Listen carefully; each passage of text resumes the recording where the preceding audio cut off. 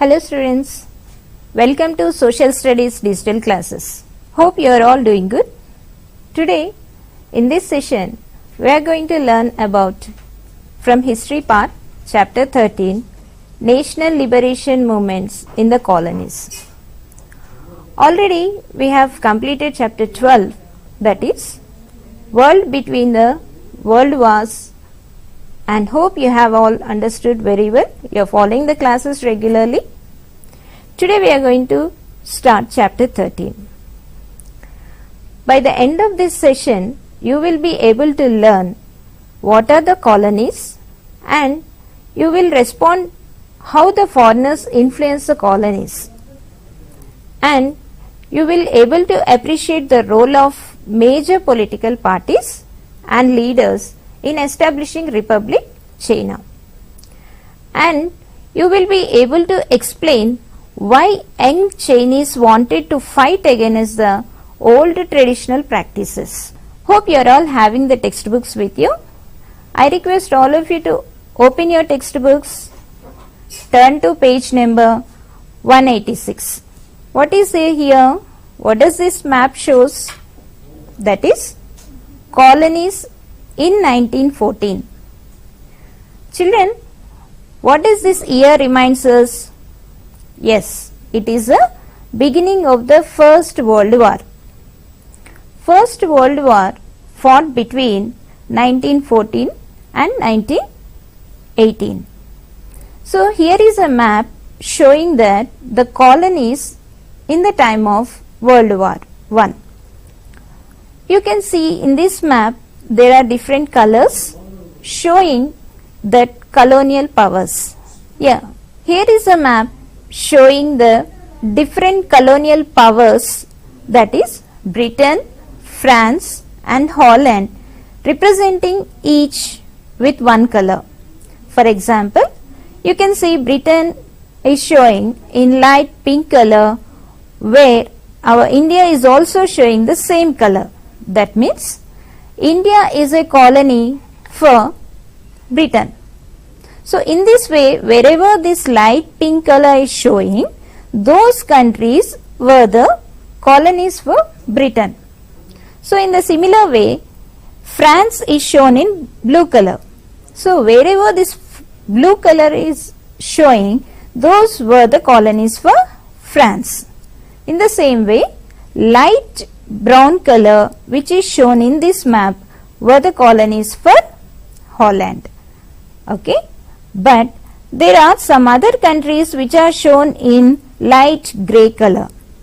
These are the Asian and African independent countries. They were not the colonies for any colonial power. Okay, did you follow this? Okay, here I have a question for you. What are colonies?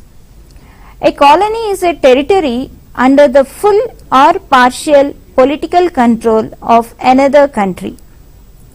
So, colonization is a policy obtaining total or partial control over another country, occupying it and also exploiting economically. Let's see the process of national liberation movement. This is the name of our chapter. Let's see the meaning of this. What is a movement? First of all, what is a movement? A movement is an act of moving. What happens when movement occurs? It brings some change or development. So, the national liberation. Liberation means freedom, free. So, let's go back to Industrial Revolution. You have already learnt about Industrial Revolution in your previous classes, right from 9th class itself. So, Industrial Revolution started in England. So, what is this Industrial Revolution? Industrial Revolution, where the production of various produced in the factories. So, those countries, industrial developed countries, they need raw material. To get the raw material, they tried to occupy other countries as their colonies. For example, again we can take Britain. They took cotton from our country. They produced clothes in those factories in England. Again they have marketed worldwide. So there was a competition for the colonies. So this industrial revolution led to imperialism. What is imperialism? It is a policy of extending authority through colonization. Did you remember imperialism was also a cause for the First World War? There was a competition between the colonial powers to have more and more colonies. So this imperialism again led to colonization. So the people under colonization suffered a lot, and they have dissatisfied with the authority and power shown by these countries, and they fed up and they wanted to fight against the colonial powers. And that fight is movements, liberation movement. They wanted to free from the colonization. They don't want to be under the colonial powers. They want to be independent of their own country. So this colonization led to liberation movements, and these movements finally achieved with independence. So this is a process where the national liberation movements took place. Let's see the condition of people in the colonies. The people under these colonies were having different kinds of people with different languages and followed different religions. Because of that, they don't have a feeling of oneness. They all belong to one country. They did not feel like that. So that is lack of nationalism. So they did not think of themselves as one nation. So there was no unity among themselves. Especially the workers, peasants, small business persons and tribal people were the real victims of this colonial rule. They fought for the freedom. And in this colonization, equality and democracy were very important to enjoy for the freedom, which they were lacking, and they fought for that equality and democracy. But in those days when colonization was there, the traditional rulers were kings and emperors. They did not support the ideas of democracy and freedom. They did not care for the opinion of the people, because that will be a threat for their authority. So the new movements took place in these colonies, inspired by the new ideas from Europe. So in this chapter, we are going to study about two countries which were suffered a lot under the colonial, and they have suffered a lot and dissatisfied with the powers. They fought for independence. First chapter, that is China. Again we'll go back to the same map in the first page. Where is China in this map? Can you show? Yes, this is the China. It is a neighboring country just above our country. In which color it is representing? It is showing in grey color. So what is grey color represents here? That is an Asian and African independent countries. That means China was not directly under colonial power, but only independent in name. And there was a saying that cutting of Chinese melon. That means country China was not directly under any colonial power, but it had divided under many colonial rulers. It is about China during the 20th century. We all know that China stands first place in population wise. It was the most populous country in the world. And also it has mastered the art of agriculture. It had the good methods of agriculture, and because it has focused more on the agriculture. Okay children, let's go back to the world map again, the colonies in 1914 map. Here, where is China in this map? It is here. Yeah, in grey color. What is the grey color represents? Asian and African independent countries. That means China was not a colony directly any colonial power, but independent only in name. There is a saying that cutting of the Chinese melon. That means China was under the rule of many different colonial powers. So, this country we are going to study in this session. Let's see the background of China. China is our neighboring country and it is the most populous country in the world. It stands first in population wise and it had mastered the art of agriculture. As the country was focused mainly on agriculture, there was very little industrialization. Industries were very less. And children, what is China famous for? Tea, silk, cotton and ceramic. These were the products produced in China were having great demand in the world market. But China did not allow any other countries to trade with them. They did not allow foreigners to come into their country for business purpose. They did not allow the trade relations with them. Okay, let's go into the topic, the revolution of China. In this Chinese revolution, there are two main phases. One is Manchu dynasty rule, that is from 1614 to 1911, and establishing the republic. We are going to study about these two in our chapter. Let's see. Manchu dynasty. Manchu dynasty was unsuccessful in defending the interests of China from the Western colonial powers. That means the foreigners who came, they made the emperors as puppets and they demanded for low import taxes and also they asked to maintain their military armies. With all these things, the common people in the country as well as the administrators in the empire, they were very unhappy and they revolted against the Western powers. The Manchu Empire was overthrown in 1911 under the leadership of Sun Yat-sen. You can see the picture of Sun Yat-sen in this slide. Sun Yat-sen was regarded as the founder of modern China.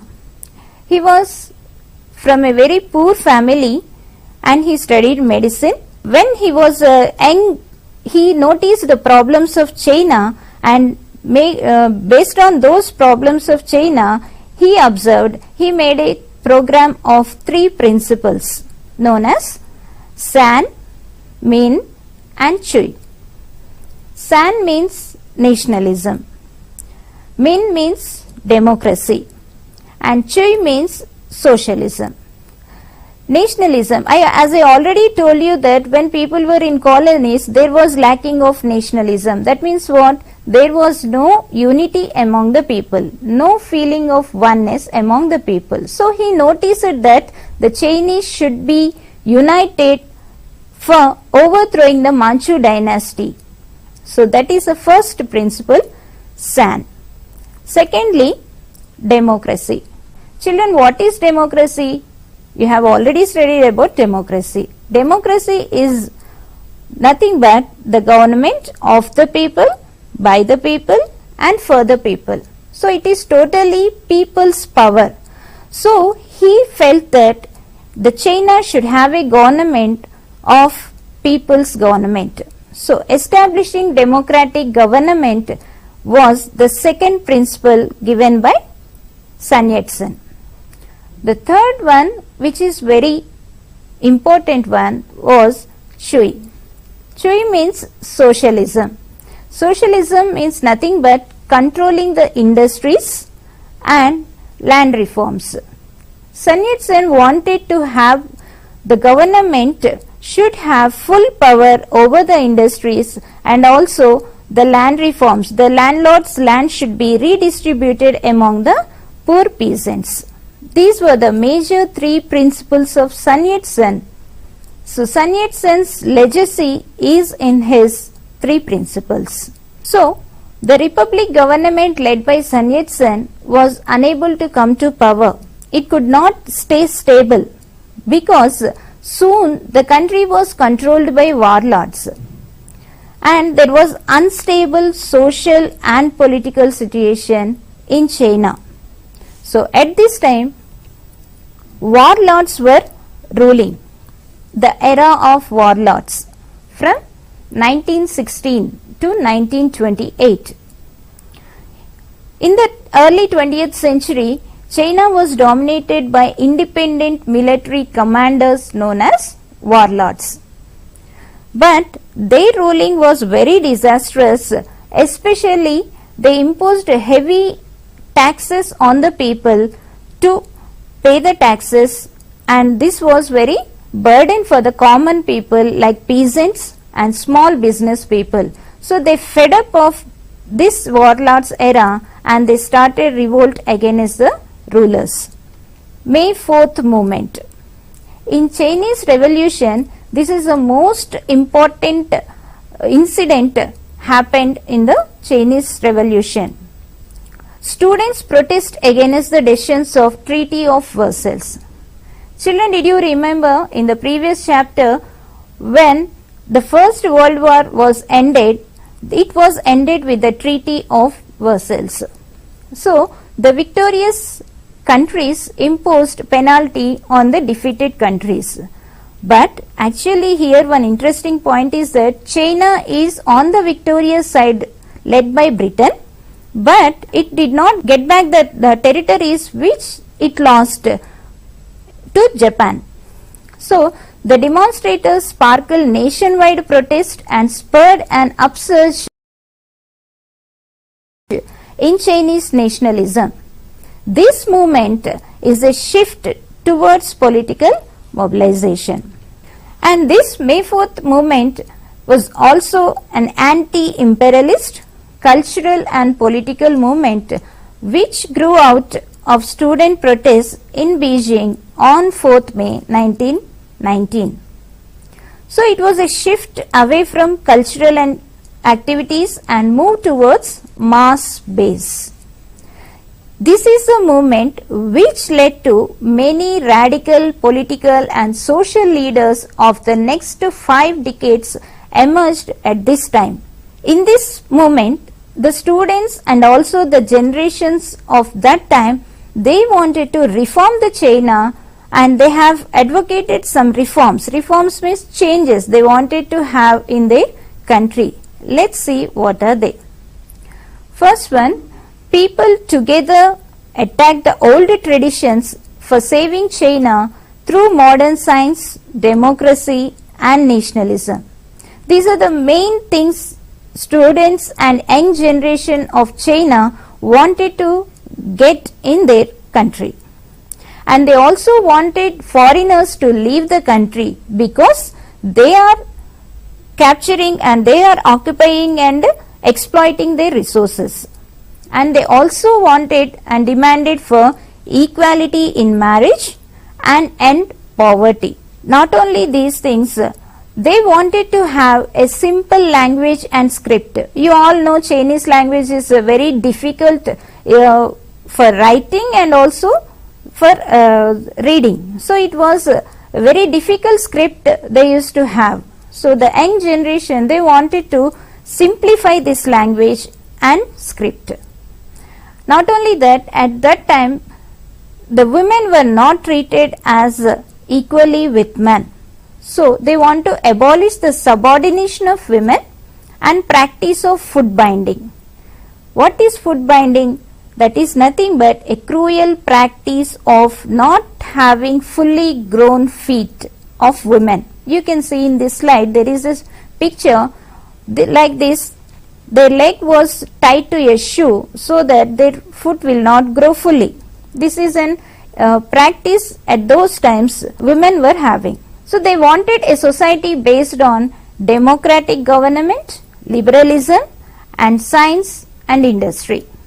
Here in this slide you can see a poster from later period saying that destroy the old world and build a new world. That means these young generation of China at that time, they want to destroy all the old traditions and they want to bring a new world into their country. After this revolution, there were two major political parties were emerged. You can see in this slide, they are Kuomintang and Chinese Communist Party. You can see the symbols of these parties. Both these parties wanted to unite the country and bring stability into their country. The Kuomintang Party, which is also known as the National People's Party and also known as Kuomintang, followed the principles and philosophy based on Sun Yat-sen's ideas.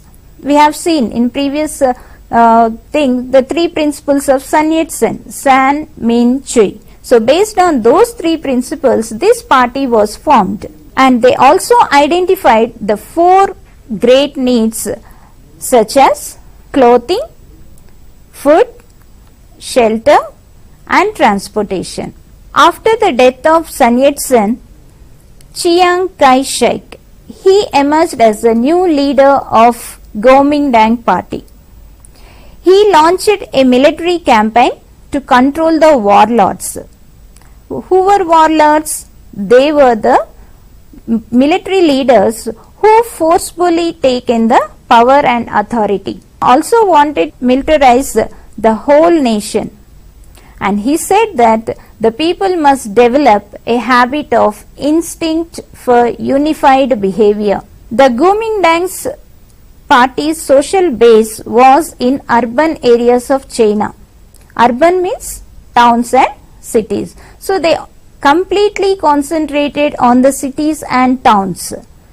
And they wanted industrial growth, but it was very slow and limited. By 1919, an industrial working class of around 5 lakh people had appeared in the cities like Shanghai.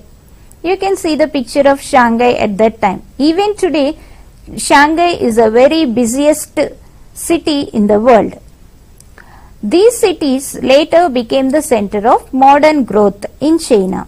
But very small percentage of employees in modern industries were working, like in shipbuilding industry. Most were petty urbanites. These petty urbanites were also known as 𝗧𝗦𝗔𝗧. Repeat it again, 𝗧𝗦𝗔𝗧. That means middle class working people, like traders and shopkeepers. Urban workers, especially women, they earned very low wages. Wages means salaries. The workers, they used to get very low salary, but they need to work for long hours. They were very long period of working, and the working conditions were also very bad. At that time, as the ideas of nationalism, democracy were growing, many schools and universities were established in the social and cultural change. During this period only, the Peking University was established in 1902. And journalism was also reflecting the growing attraction of this new thinking of democracy, liberalism and socialism. We have seen after Sun Yat-sen, Chiang Kai-shek became the leader of this party. But Chiang was a conservative. Conservative means holding to traditional values. He encouraged women to have 4 virtues. Virtues means behavior of moral standards. So, what are those 4 virtues? Chastity, appearance, speech and work. Chastity means purity of conduct, and appearance, speech and work. These are the 4 virtues were given by Chiang Kai-shek, and he recognized their role as confined to household. He also tried to suppress the trade unions movements. What were trade unions? The workers' associations. Any problems facing by workers, these unions will demand the management to solve the problems. But he tried to suppress these trade unions to encourage the factory owners. The Kuomintang party failed to unite the country because of its narrow social base. The party ignored peasantry. It has totally concentrated on militarization and also industry growth. But they ignored the peasantry and tried to impose military order.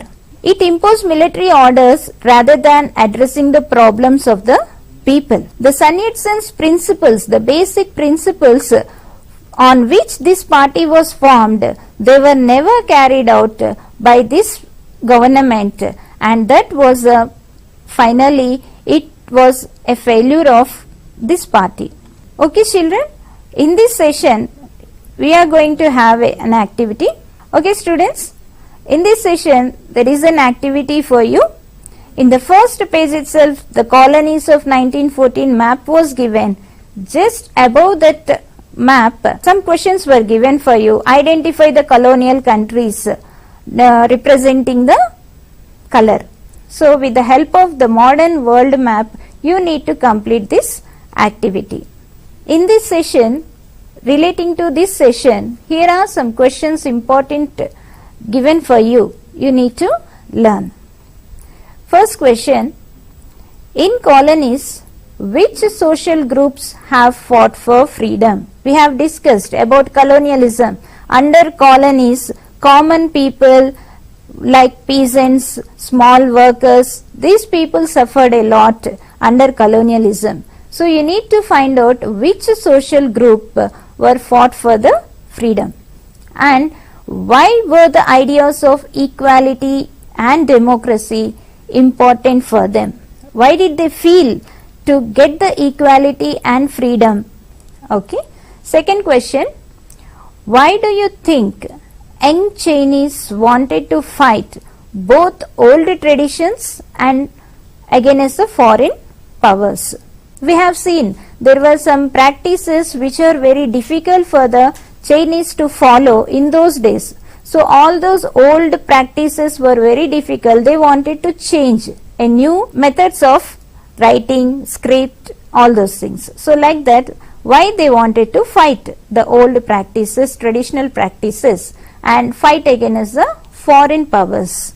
Thirdly, what were the major political parties that emerged during the period of revolution in China? We have seen two major political parties have emerged during the revolution. Those are Kuomintang and Chinese Communist Party. For better understanding of the concepts, solve the worksheets given for you. Please visit the official